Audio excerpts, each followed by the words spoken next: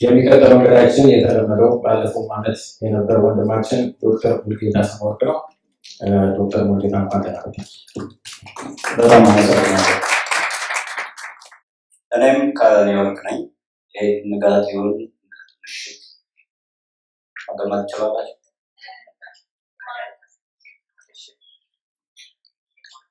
ምሽት ነው። ከቢሮዬ የማየው ነው። ህይወትም እንደዚሁ ነው።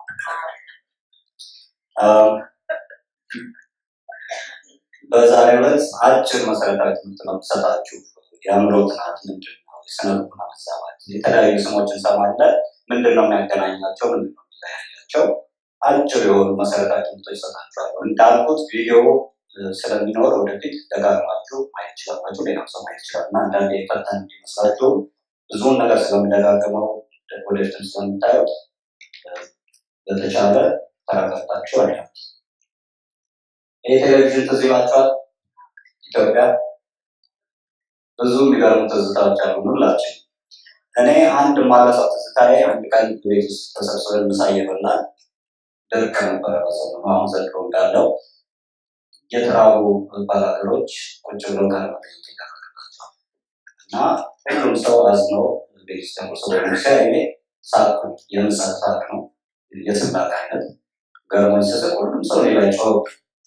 አንተ ህሊና የለህም እንዴ? እነዚህ ተቸግረው እንዴት ትስቅባቸዋለህ? ሰዎች ላይ ሰዎቹ ቁጭ ብለው እንደዚህ አይነት ቦታ ቃለመጠይቅ ይደረግላቸው እና ነው የሚያሳቀኝ።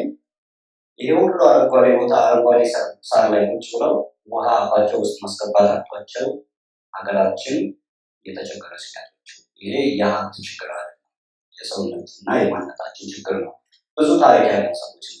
ሁልጊዜ ብዙ ስለራሳችን እናገራለን። ብዙ ነገር ፈጥረናል፣ ብዙ ነገር ሰርተናል። የእኛ ችግር ብቻ ነው ማለት ነው። በዓለም ላይ ብዙ ስልጣኔዎች ይመጣሉ፣ ይቀየራሉ፣ ይርቃሉ፣ ይነሳሉ።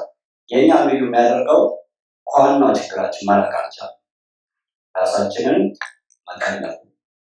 ይሄ የሆነበት ምክንያት ብዙ ጊዜ መንግስቶቻችን ወይም በስልጣን ያሉ ሰዎች እንደሚያስቡት የእርሻ ችሎታ ስለሌለ ነው እና የተማሩት ወገኖቻችን በሙሉ አተኩረው ምን መጠናት አለበት ቢለውን ንገሩ አይነት ነገር አቀራረብ ነበራቸው እና በዘመኑ የነበረው አንዱ መፍትሄ ዩኒቨርሲቲ ባልመረጥነው ዩኒቨርሲቲ ባልመረጥነው ትምህርት እንድንማር ይቀደል ነበር። አስመራ ገብቼ የተማርኩት እኔና ዶክተር ጌታ እዛ ነበር የተማርኩት በፊት እና ምንም ፍላጎቱ አልነበረኝም። ነገር ግን የሀገሪቷ መፍትሄ ነው በሚል ነው የተማርነው። ከዛም በኋላ ይህን የመሰለ አረንጓዴ ነገር እዚህ በረሃ ውስጥ ያለበት ሀገር ተልኬ እርሻ ትምህርት ማር ነበረ እስራኤል ሀገር። የዛን ጊዜ የበለጠ ቅድም ያልኳቸውን ነገር የበለጠ ሀብት አይደለም፣ መሬት አይደለም፣ የሰው ሀብት አእምሮአችን፣ አስተሳሰባችን የምናደርገው ነገር። ለዚህ ነው በዚህ ሙያ መቀጠል አለብኝ፣ መማርም መከፋፈልም አለብን እውቀታችን ማነው አሁን ወደፊት እና በዛሬው ዕለት ዓላማችን የትምህርታችን ምንድን ናቸው እነዚህ ነገሮች፣ በተለያየ የሚጠሩት ነገሮች ልዩነታቸው ምንድን ነው እና በትምህርት መጨረሻ ላይ የአእምሮና የነርቭ ጥናት ምንድን ነው የሚለውን ሰርተፊካችሁ መናገር ትችሉ ነው የሚረዳችሁ። ሁለተኛ አቅጣጫችን፣ አካሄዳችን፣ የህይወታችንን፣ የአስተሳሰባችንን ምርምርስ ሰዎች እንዴት ነው የሚያደርጉት ጥያቄ መመለስ ይችላል እና እነኚህ ኒውሮሳይንስ፣ ኒውሮሎጂ፣ ኒውሮሳይካትሪ፣ ሳይኪያትሪ፣ ስነልቡና የተለያዩ ነገሮች እንሰማለን። ልዩነታቸውን በአጭራቸው ጠቅስላቸዋል። ይሄ ኒውሮሳይንስ ይባላል። በአጠቃላይ አእምሯችን እንዴት ነው የሚያደርገውት፣ ነርቭ እንዴት ነው የሚፈጠረው፣ እንዴት ነው የሚሰሩት፣ ምን ሲበላሽ ችግር የሚመጣው ነው። እኛ ሌሎች ደግሞ እንደዚህ በሚበላሹበት ነገር አንዳንድ ችግሮች በሚመጡበት ጊዜ የእኛ እውቀት ያላቸው ሰዎች ከኛ የሚመጣውን በመጠቀም ሐኪም ሆነው ያክማቸዋል ማለት ነው። እነሱ ኒውሮሎጂስት ይባላል ወይም የነርቭ ሐኪም ይባላል። ቀጥሎ ያለው ከአእምሮ ችግር ጋር የተገናኘ ስለነበሩ ችግሮች የሚያጠኑ ሰዎች ሳይኪያትሪስት ይባላል እና ሁሉም በደረጃቸው እውቀት ያላቸው። ያው እንደምታውቁት እውቀት ከተለያየ ቦታ ይመጣል እና ከየት ነው የምናገኛቸው እውቀቶች? ምርምር በማድረግ ምርምር እንደምታውቁት ሰለሞንም እንዳለው በዓለም ላይ አዲስ ነገር የለም ከፀሐይ በታች። በፊት አንድ ሰው የፈጠረውን በትንሹ የሚያጨምረበት፣ በፊት ትምህርታችን በትምህርት ባይሆን የምናውቀው ነገር ቀጥለን ሁላችንም ጥሩ ቦታ ላይ እንድንደርስ ኖሮን እንደገና እንመረጣለን ማለት ነው እና በአሁኑ እንዳልኳችሁ ስለ ህይወታችን ስለሚጠቅመን ነው። በአሁኑ ወቅት ምርምር እንዴት ነው የሚደረገው፣ የእኛ አካሄድ እንዴት ነው መሄድ አለበት ባቸው በማስረዳት ከእንግሊዝኛ ወደ አማርኛ መተርጎም አስቸጋሪ ስለነበረ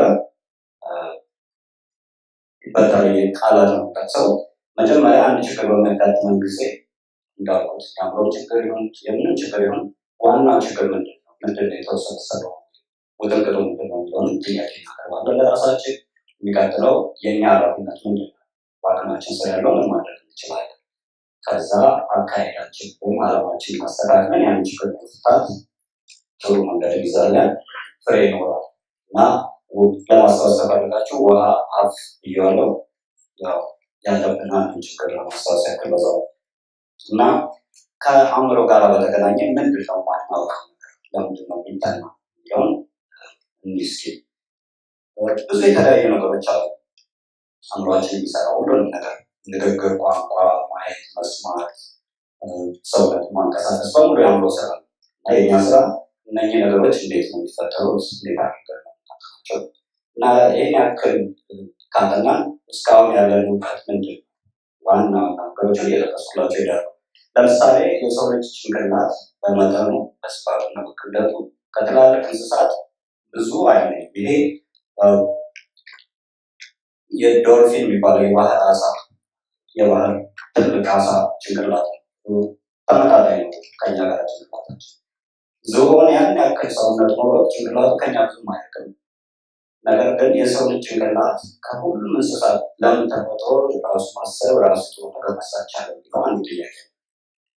በእርግጥ ጭንቅላቱ የሚያሳድግ ሰው ማለት ነው። አንዳንዶቻችን እንስሳትን ማለት ያደርግም ጭንቅላታችን ላያት ይችላል። በእርግጥም በሽታዎች አሉ ጭንቅላት ሳይቀርበት እሱን አይደለም ዛሬ የምናወራው። ግን እንዳልኳቸው አጭራጭሩ ትምህርት ሰጣችኋለሁ። ለምሳሌ እንዲሁ በጠቅላላ ባለመልኩ አንድ ምሳሌ የሚወስድ የሚያቃጥል ነገር ብንነካ እንዴት አድርገን እጆቻችንን እንሰበስበው እና እንደምታውቁት ጡንቻዎቻችን በሚኮማተሩበት ጊዜ እጃችን መሰብሰብ ይችላል። ያንን ለማድረግ ከቆዳችን የሚመጣው መልዕክት ወደ ጭንቅላታችን ሄደው ጭንቅላታችን ደግሞ ሌላ ተከታይ ነርቮችን በማዘዝ እዚህ ውስጥ የተለያዩ የኬሚካል ሁኔታዎች ይካሄዱና በምናኮማተርበት ጊዜ እጃችን መሰብሰብ ይችላል። የቆዳችን ከሆነ ከዛ የሚመጣው መልዕክት እንደ ኤሌክትሪክ መብራት አእምሯችን ውስጥ አካላችን ውስጥ ሄድና ከዛ መልዕክት ትእዛዝ በሚተላለፍበት ጊዜ ደግሞ ሌላው ተቀብሎ ያንን መልዕክት ያስተላልፍና ይሄ ጡንቻችን እንዲኮማተር ያደርጋል እና ይሄ ባጭሩ አእምሯችን ውስጥ የሚካሄደው ዋናው ስራ እና ነርቭ የምንለው ባጭሩ የተለያዩ ጭራ ነገሮች አሉት። መልዕክት ከሌሎች ከጎረቤቶች የሚቀበሉበት ያንን መልዕክት ደግሞ አስተላልፎ ለሚቀጥለው የሚሰጡበት ይሄ የምታዩት ሞላ ነው። ልክ እንደ ስልክ መስመር እንደ መብራት መስመር ጎማ እንደሚሸፍነው ነርቮቻችንን መሸፈን አለባቸው። አንዳንድ ጊዜ ይሄ ሽፋን በሚጠፋበት ጊዜ በተለያዩ በሽታዎች ለምሳሌ ስክለሮሲስ የሚባለው መልዕክቶቹ እንዳይተላለፉ እና ነርቮቹም እንዲሞቱ ችግር ያመጣል እና አሁን እንደገና ለማስታወስ ያክል ከአቅም ኢምንት የሆኑ ኬሚካሎቹ ንጥረ ነገሮች ሰውነታችን ውስጥ አሉ። አንዳቸው ከአንዳቸው ጋር ባላቸው ግንኙነት ነርቮች ጎን ለጎን ሆነው ይነጋገራሉ እና ብዙ ሺህ ነርቮች ለምሳሌ አንድ ላይ ሆነው አንድ መረብ ፈጥረው ራሳቸው ስራ ሰሩ። ለምሳሌ የዓይኖቻችን ነርቮች አረንጓዴ በምናይበት ጊዜ ለብቻቸው በአረንጓዴ ብቻ የሚነቁ ነርቮች አሉ። ቀጥሎ ብዙ ሚሊዮን ነርቮች አንድ ላይ ሆነው ለምሳሌ አይናችን ሊሰራ ያደርጉናል እና ይሄ የተለያየ ደረጃ አለው ማለት ነው። አእምሯችን ደግሞ ሙሉ ሰውነታችን የሚይዝበት ደረጃ እንግዲህ የተለያዩ ነርቮቻችን የተለያዩ የአእምሮ ክፍላችን አንድ ላይ ሆነው ማለት ነው የሚቀጥለው እና በአጠቃላይ ማህበራዊ ኑሮን በአእምሯችን የተነሳለ ኑሮን እንድንኖር ያደርገናል እና አቅልዬ ነው ብዙ ነገር ማቀርብላችሁ እንደምትገምቱት ከጊዜ ማጠር አንጻር በአጭሩ የተለያዩ የጭንቅላት ክፍሎች የተለያዩ ስራ ዋና ስራ ይኖራቸዋል። ሁሉም ተባብረው ይሰራሉ። ለምሳሌ ጭንቅላታችን የምናንቀሳቀስበት ቦታ በዚህ በኩል ያለው ስንሰማ የሚተረጉምልን በዚህ በጆሮአችን በቀጥታ ያለው በዚህ በጀርባ የማንበብ ችሎታ ወይም ደግሞ ንግግር እንዲገባ ማድረግ ችሎታችን ከዛ የሁሉ ማድረግ የሚቻለው እንዳልኳቸው በተለያዩ ቃጫዎች፣ መስመሮች፣ ነርቮች አንዱ ክፍል ከሌላው ክፍል ጋር መነጋገር ይችላል እና ቅድም እንዳልኩት ያ መልዕክት መተላለፍ ካልቻለ አንዳንድ ጊዜ አእምሯችን አይሰራም፣ አንዳንድ ስራዎችም አይሰራም እና ነርቮቻችን በጣም ረጅም ከአእምሯችን ኦልሞስት ተነስቶ እግራችን ድረስ የሚደርስ አለ። እጆቻችን እንደዛው የሚሰሩት እና ለዚህ አካላችን መጠበቅ ያለብን አጥንታችን ውስጥ ነው ዋናው ነርቭ ከላይ እስከታችን የሚመጣው እና ደረጃቸውን ጠብቀው ወደ እጃችን ይሄዳሉ፣ ወደ እግራችን ይሄዳሉ እና የተለያዩ ሰውነት ክፍል መስራት ሲያልፈው የት ጋር ችግር ያለው ብሎ ለማወቅ የሚቻለው በዛ ነው እና ምርምር ብዙ ውጤት ሰጥተናል። ለምሳሌ ትምህርት ቤት ያለው ማተር የነበረው በጣቴ አንድ ነገር ብነካ እንዴት ነው አእምሮ ውስጥ የሚሰማው እና አርቲፊሻል ወይም ሰው ሰራሽ የሚገባላቸው ሰዎች እንዴት አድርገው የእጃቸው ጭንቅላታቸው ውስጥ ገብቶ መልዕክት መቀበል ይችላሉ ብለው ነው ማጠና የነበረው። በአሁኑ ሰዓት ማጠናው በአይኖቻችን የምናየው ነገር እንዴት ነው የምናስታውሰው። ብዙዎቻቸው አይናቸውን ጨፍኑና በሩ የካለ ልጃችሁ ጠቅሙ ናቸው ትችላላችሁ። እሱም ማድረግ ማይችሉ ሰዎች አሉ፣ በተለይ ስኪዞፍሬኒያ ያለባቸው ሰዎች እና እሱ እንዴት ነው የሚሰራው እና የተለያዩ ነገሮች ብርሃን እንዴት ይገባል አይናችን ውስጥ ከዛ ቀጥሎ ምን አይነት ሂሳብ ይካሄድና በኋላ ትእዛዙ እንዴት ይተላለፋል ብለው እናጠናለን እና ያው እንዳልኳችሁ ፍሬ ይኖራል። እንደዚህ በጣም የተወሳሰቡ መስመሮች ስዕሎች ይሰራል። አሁን አንደኛው የኤሌክትሪክ ነው፣ ነጥቦች የሚታያቸው አንድ ነርቭ ነው። ሌላ ደግሞ ጭንቅላት ክፍል ያለው ሌላ ነጥብ አለ እና ሁለቱ እንዴት ይነጋገራሉ፣ የትኛው ላይ ተጽዕኖ የሚያደርገው ለምሳሌ እናጠናለን። ይሄ ሁሉ እንግዲህ እንዳልኳችሁ ለተለያዩ ምክንያቶች ነው እና በአጠቃላይ መልዕክቱ ምንድን ነው? የአእምሯችን መስራት በአእምሯችን ላይ ተመሰረተ። አንጎላችን ወይም አእምሯችን ችግርን የሚፈታልን፣ ዓለምን እንድናውቅ የሚያደርገን፣ ስሜትና ፍላጎትን የሚፈጥርልን፣ ከልምድ የሚያስተምረን፣ የወደፊቱን በተንበይ ማየት የሚችለው አእምሯችን ነው። ንቃተ ህሊናን የሚሰጠን አእምሯችን ነው። ከዛም አልፎ በአይን የማይታዩ ረቂቅ ሀሳቦች እንዲኖሩ፣ ሃይማኖት እንድናምን፣ በሌለ መረጃ በአይናችን እንዳሰብ በማናየው ነገር እንዲኖር የሚያደርገን አእምሯችን እና ይህን ያክል ካወቅን ግን ለምን አናውቀውም? አንደኛው ጥያቄ ከትምህርት እዚህ ላይ መብቃት አለበት። አሁን አንድ ታላቅ ወንድሜ ያለ ኮሜዲያን ነበር ኢትዮጵያ ቴሌቪዥን ላይ እና ስመረቅ ያለኝ እሰይ ከአሁን በኋላ የታምጥተህ ትምህርት ትማራለህ አለ ከዚህ በላይ ዲግሪ የለም ነው ያለኝ እና ለምን እንደሱ አንድ ሳይንቲስቶች እና እንደ አንድ አስተማሪ አባባል ትምህርቱን መቀጠል አለብን። አእምሯችን እንዴት ነው የሚሰራው የሚለውን ለመረዳት መቀጠል አለብን። አንድ ጓደኛቸው እንዳሏቸው ደግሞ በፊዚክስ ስራ ስለሌለ ይሄ ቀልድ ነው ሲሰድቧቸው የሚሰሯቸው ወደ ቁም ነገሩ እንመለስና አንዳንድ የአእምሮ በሽታዎችን ለመረዳት የግድ እና ለማከም ይህን እውቀት ያስፈልጋል።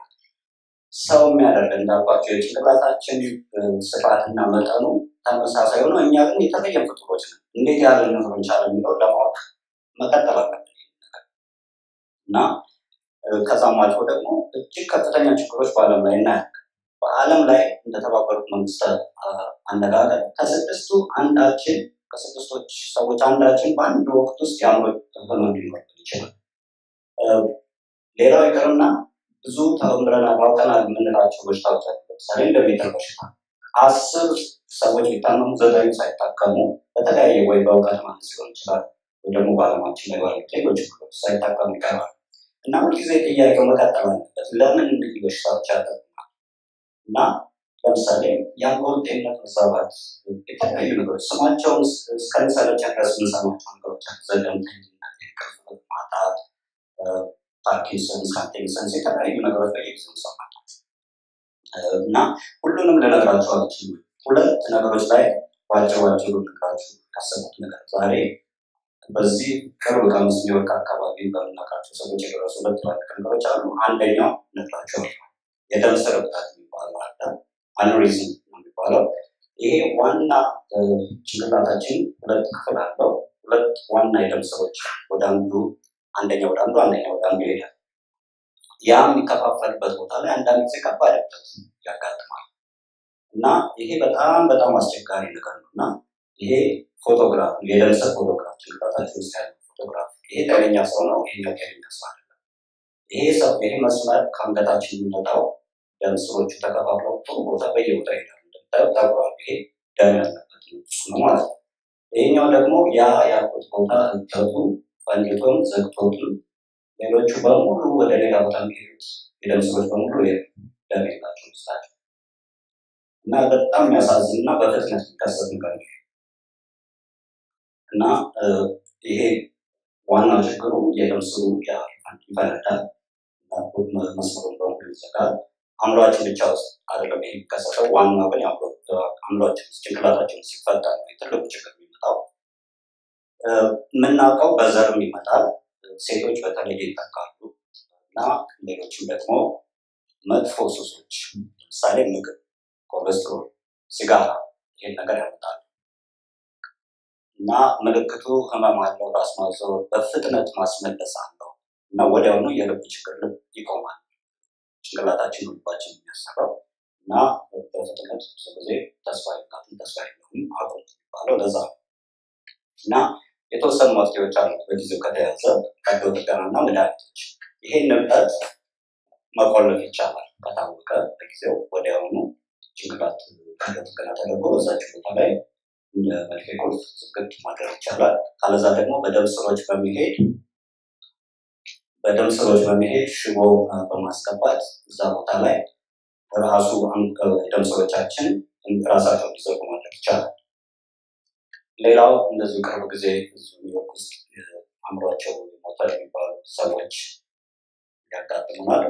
ብዙ ጊዜ ደም ጭንቅላትን ሲፈስ ወይ ስትሮክ ሲኖር የሚፈጠር ነገር ነው እና የተለያዩ ደረጃዎች አሉት።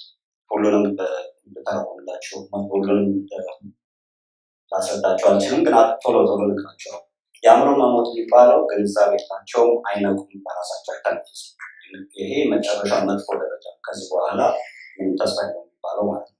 ከዛ ትንሽ ሻል ያለው ኮማ ወይም ስልምታ ይባላል። አንዳንድ ጊዜ በትንሹ ይተነፍሳሉ፣ የተወሰነ ግንዛቤ ያላቸው እና አልፎ አልፎ ድምፅ ነገር ያሰማል።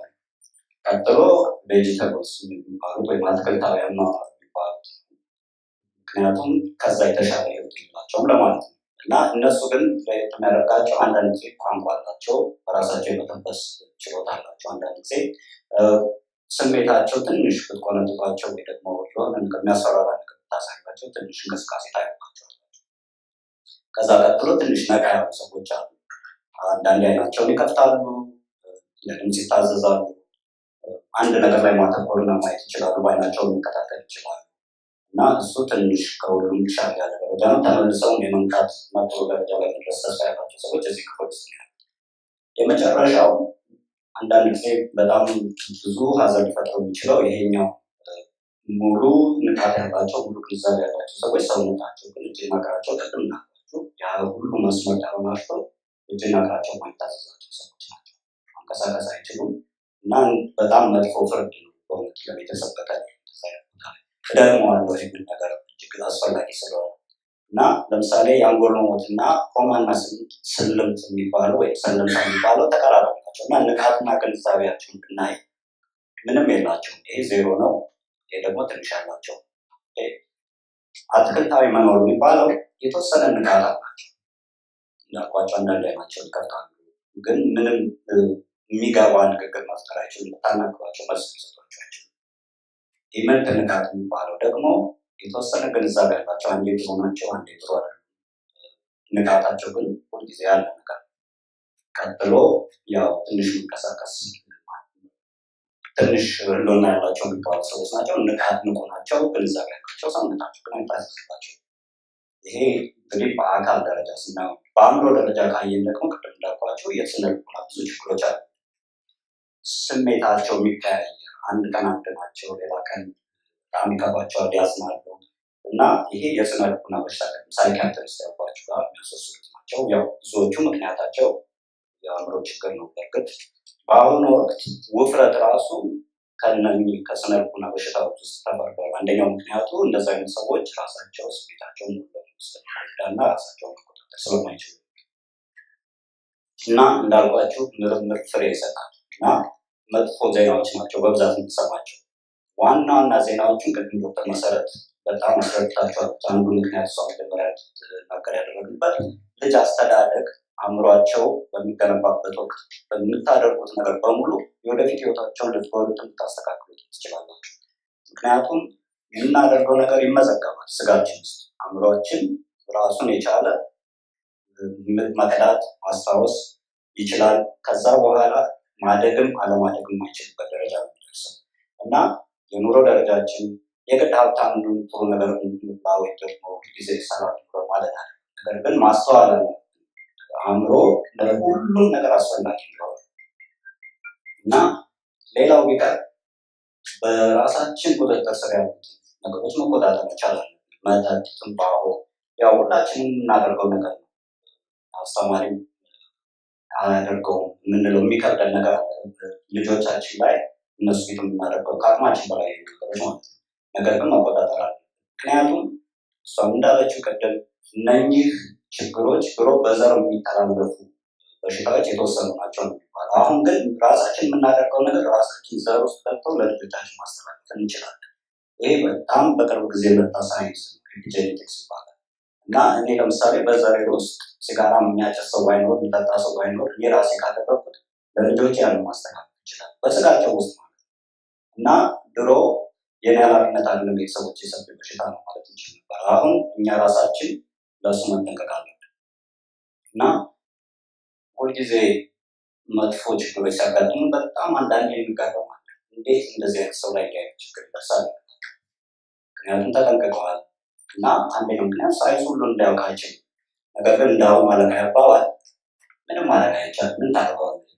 በጣም ጠንካራ ሰው እና እንደሱ ማለት ባንችልም ሁልጊዜም የተወሰኑ ጥሩ ዜናዎች አሉ በቁጥጥራችን ስር ያሉ እና ማወቅ ያለብን ነገር ካወቅን እርምጃችን እናስተካክላለን ማለት ነው። ለምሳሌ ዘር ያልኳችሁ ነገር በአካባቢያችን እና በእኛ በዘራችን በውስጣችን ባለ መካከል ሁልጊዜ ተጽዕኖ አለ እና የእኛ የምናደርገው ስራ ለራሳችን ለወደፊቱ ይጠቅማል። ብዙዎቹ ደርቦቻችን እስከ ህይወታችን መጨረሻ ይኖራሉ። መወለዳቸው ማደጋቸው ኖርማል ወይም ተፈጥሯዊ አካሄድ ነው። ከምታስቡት በላይ አእምሯችን አንጎላችን ጠንካራ ከብዙ ነገር መውጣት ይችላል። ከብዙ ነገር ማደግ ይችላል መውጣት ይችላል።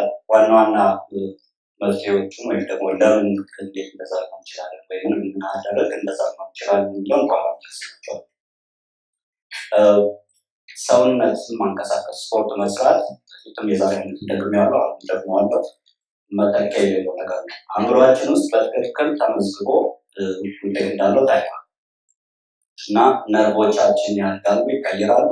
ተፈጥሯዊ ሂደት ነው። ምንም ያስቀር ነገር የለም እና መፍትሄዎች ዋና ዋና ነገሮች ዛሬ የተናገርኳቸው ናቸው። ምግብ እንዳልኳቸው ለምሳሌ ኮሌስትሮል ማብዛት ለአኒውሪዝም የደም እብጠት እስከማምጣት ድረስ የሚያደርሰን ከሆነ አለመጠንቀቅ እንግዲህ ብዙ ሌላ ምክንያት ሊኖር ይችላል ወይ ራሳችን ለመግደል ካላሰብን ማለት ነው። ክብደትን ማስተካከል በተለይ ሆድ አካባቢ ያለ ክብደት ከእድሜና ከአእምሮ ጤንነት ጋር በጣም የተገናኘ ነው። ውጥረትን፣ ጭንቀትን መቀነስ የሚቻለው ማለት ነው። ሰውነትን ማንቀሳቀስ ስፖርት አእምሯችን ውስጥ በትክክል ለውጥ ያመጣል። ሃይማኖት፣ ጾም፣ ጸሎት በድሮ ጊዜ ከሳይንስ ጋር ግንኙነት የገባል። አሁን ግን ሆስፒታሎች ራሳቸው እንደ ቴራፒ እንደ ሕክምና ሙዚቃ፣ ሃይማኖት የተለያዩ ነገሮች ክፍል ተሰጥቶባቸው ስለሚረዳ ለመዳን ከኑሮ ከበሽታ ለመዳን እንደሚረዳ የታወቀ ነገር ነው። ችሎታን መፈተን ማለት አለመድከም፣ በትናንሹ ነገር አለማማረር፣ ጥሩ ነገር ለማድረግ አዳዲስ ነገሮች ለመስራት ወይም በህይወታችን አንድ የሚያንቀሳቅሰን ነገር መኖሩ ከውስጣችን ችግር ወይ ከጥቃቅን ነገሮች ርቀን ወደፊት እንድናይ እና አላማ እንዲኖረን ያደርጋል። ፍቅር፣ ማህበራዊ ኑሮ የምታውቁት ነው። በተለይ በስነ አእምሮ በሽታ የሚጠቁ ሰዎች ይሄ የሚጎላቸው ሰዎች ናቸው። ጤነኛም ሰው ራሱ ከታመመ በኋላ እንዲህ ነገር ከራቀው ለመዳን ራሱ እየከበደ ነው። በሀገራችን ወደፊት በተለይ ሊተኮርበት የሚገባው ነገር ከአእምሮ ጋር የተገናኘ ስነ ጥበብ ስል ይሄ እኔ ወጣኝ በኔ ማሩ ታዋቂ ነኝ የሚለውን አይነት ማለት ያለ ዘፋኝ ሊሆንና አእምሮ ይሻሻላል ማለት ያለ በጣም የተራቀቁ ነገሮች በሚፈጠሩበት ጊዜ ስነ ጽሁፍ በምንሰራበት ስነ ጥበብ በምንሰራበት ጊዜ አእምሯችን እጅግ እንቅስቃሴ ያደርጋል። ውስጥ ይህን ሁሉ ሳላቅ ብሎ ኢትዮጵያ ጀምሮ እያለሁ ትምህርት ቤት ውስጥ ቲያትር ሰራለሁ፣ ድራማ ጽፋለሁ። ወደፊት አንድ ቀን የግጥም ምሽት ይኖረን ይሆናል እና መሳተፍ ትችላላችሁ። ቲያትር አንዳችሁ ነርቭ አንዳችሁ ስነልቡና ሆናችሁ ሰራ። ሌላው ማንበብ መማር የተማሩ ሰዎች አንዳንድ ሳይንስ አሁን የሚለው ነገር አለ። በእርግጥ የተረጋገጠ በአእምሮ በሽታ ቢጠቁም ከብዙ ሰው በኋላ ነው የሚል ነገር አለ።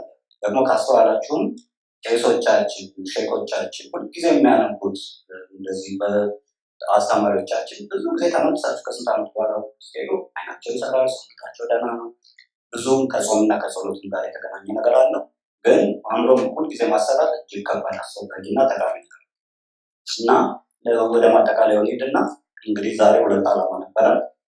የእኛን ስራ ላይ ታውቃላችሁ፣ አቅጣጫችን ምንድን ነው ህይወታችን የሚለውን በዚህ አካሄድ ሄድ እንዳለብን ይገባችኋል።